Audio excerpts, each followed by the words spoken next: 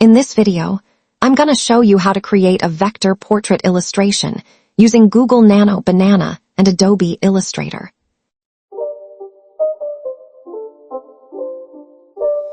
It's not a game, it's a rich thing.